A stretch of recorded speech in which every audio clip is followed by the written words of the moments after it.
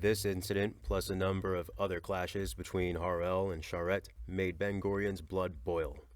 He considered diplomacy a weak substitute for a strong military and robust intelligence, and he viewed Sharet personally as a competitor who threatened the prime minister's control. In December 1949, Ben-Gurion removed the political department from control of the right wing of the foreign ministry and placed it under his direct command. He later gave the agency a new name, Institute for Intelligence and Special Operations. More commonly, though, it was known simply as the Institute, the Mossad. With the establishment of the Mossad, Israeli intelligence services coalesced into the three-pronged community that survives in more or less the same form today. Amman, the military intelligence arm that supplies information to the IDF, the Shin Bet, responsible for internal intelligence, counter-terror, and counter-espionage, and the Mossad, which deals with covert activities beyond the country's borders. A lot like American Internal Affairs, FBI, and CIA. More important, it was a victory for those who saw the future of the Israeli state as more dependent upon a strong military and intelligence community than upon diplomacy. Gonna have to fix that, read poorly. That victory was embodied in real estate. The former Templar homes in Tel Aviv that the political department had occupied were handed over to the Mossad. It was also a personal victory for Isser Harel. Already in charge of the Shin Bet, he was installed as the chief of the Mossad as well, making him one of the most powerful and secretive figures in early Israeli history. From that point on, Israeli foreign and security policy would be determined by jousting between Tel Aviv, where the military high command, the intelligence headquarters, and the defense ministry were located, and where Ben-Gurion spent most of his time, and Jerusalem, where the foreign... I hate the fucking way this guy writes so much. Let's go all the way back. That's all one sentence again. One fucking 14-page sentence. It was one paragraph.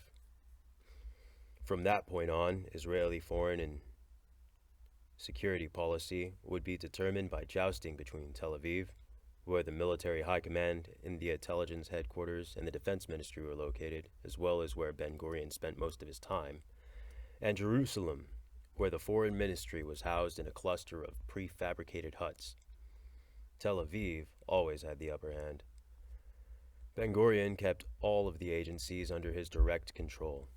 The Mossad and Shin Bet were under him in his capacity as prime minister, and the military intelligence fell under his purview because he was also Minister of Defense. It was an enormous concentration of covert and political power. That's stupid. Why did he put a comma between political and power? That's stupid. It was an enormous concentration of covert and political power. Dumb. Yet from the beginning, it was kept officially hidden from the Israeli public. Ben-Gurion forbade anyone from acknowledging, let alone revealing, that this sprawling web of official institutions even existed. In fact, mentioning the name Shin Bet or Mossad in public was prohibited until the 1960s. Because their existence could not be acknowledged, Ben-Gurion prevented the creation of a legal basis for those same agencies' operations. No law laid out their goals, roles, missions, powers, or budgets, or the relations between them. Shaking my damn head. In other words, Israeli intelligence from the outset occupied a shadow realm, one adjacent to yet separate from the country's democratic institutions. The activities of the intelligence community, most of it, Shin Bet and the Mossad, under the direct command of the Prime Minister, took place without any effective supervision by Israel's parliament, the Knesset, or any other independent external body. In this shadow realm, state security was used to justify a large number of actions and operations that, in the visible world, would have been subject to criminal persecution and long prison terms.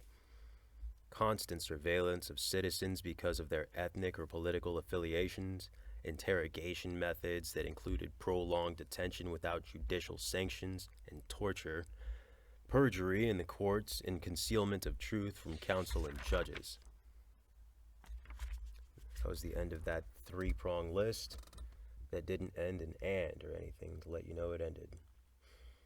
The most notable example was targeted killing.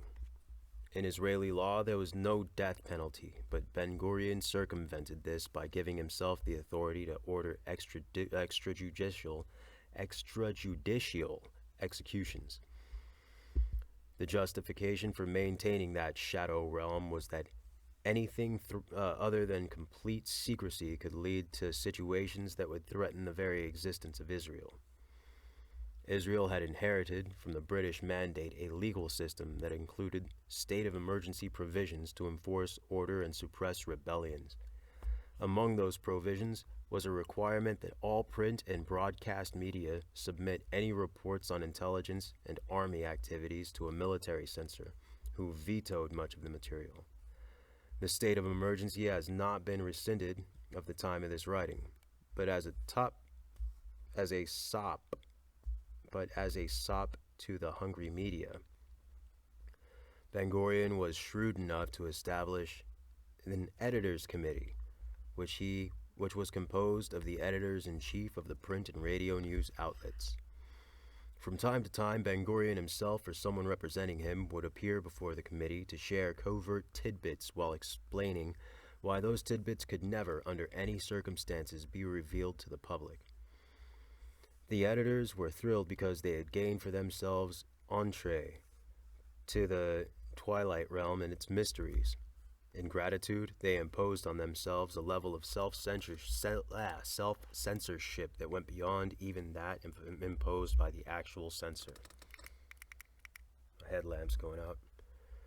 In July 1952, an exhibit of paintings by the Franco-German artist Charles Duval opened at the National Museum in Cairo.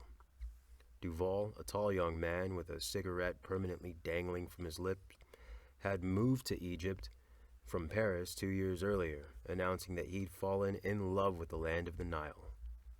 The Cairo press published a number of fawning pieces about Duval and his work, strongly influenced the critics by Picasso.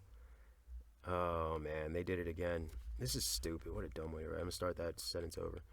The Cairo Press Club published a number of fawning pieces about Duval and his work, strongly influenced, the critics said, by Picasso. And he soon became a fixture of high society. Indeed, the Egyptian Minister of Culture attended the opening of Duval's show and even purchased 2 of the paintings that he left on loan to the museum, where they would hang for the next 23 years. 5 months later, when his show had closed, Duval said his mother had fallen ill and he was to rush back to Paris to take care of her. After his return to Paris, he sent a few letters to old friends in Egypt, and then he was never heard from again. Duval's real name was Shlomo Cohen Abarbanel, and he was an Israeli spy. He was the youngest of 4 sons born to a prominent rabbi in Hamburg, Germany. In the winter of 1993, as the Nazis rose to power and began enforcing race laws, the family fled to France and then Palestine. 14 years later, in 1947, Cohen Abarbanel, whose artistic abilities had been apparent since he was a toddler, returned to Paris to study painting at the age of 27. A short time later, Haganah intelligence personnel heard about his talents and recruited him to forge passports and papers to be used by European and North American Jews being smuggled into Palestine in violation of the British immigration laws. It was the beginning of a long career in espionage. Portraying himself as a bohemian artist, Cohen Abarbanel operated networks of agents in Egypt and recruited new agents throughout the Arab world. He collected information about Nazi war criminals who had taken refuge in the Middle East, and he reported to his superiors on the initial attempts of German rocket scientists to sell their services to Arab armies. When he returned to Israel in 1952, he pushed his superiors to the Young Intelligence Agency. When he returned to Israel in 1952, II, he pushed his superiors in the young intelligence agency, the Mossad, to invest more resources into finding and killing Nazis. A short time after taking command of the Mossad, Isser Harel asked Cohen Abarbanel to design an official emblem for the agency. The artist shut himself in his room and emerged with a design which he had drawn by hand. At its center was a 7-branched menorah, the sacred lamp that stood in the Temple of Jerusalem that the Romans destroyed in AD 70. The seal also bore a legend, verse 6 from chapter 24 of the book of Proverbs, authored, according to Jewish tradition, by King Solomon himself, and it went, "For by subterfuge you will make war." This was later changed to another line from Proverbs, chapter 11, verse 14, which reads, "There is no subterfuge, where there is no subterfuge, the nation falls, but in the multitude of counselors there is safety." Cohen Abarbanel's meaning could not have been clearer. Using covert stratagems, the Mossad would be supreme, the supreme shield of the new Jewish commonwealth, ensuring that never again would Jews be dishonored and never again would Judea fall. The Mossad's charter, written by Harel, was equally broad and ambitious. The organization's purpose, according to its official orders, was secret collection of information, strategic, political, and operational, outside of the country's borders, carrying out special operations outside Israel's borders, thwarting the development and acquisition of unconventional weapons by hostile states, prevention of terror attacks against Israeli and Jewish targets outside of Israel, development and maintenance of intelligence and political ties with countries that do not maintain diplomatic relations with Israel, bringing to Israel Jews from countries that refuse to allow them to leave, and creating frameworks for the defense of the Jews still in those countries. In other words, it was charged not only with protecting Israel and its citizens, but also as a sentinel for world Jewry.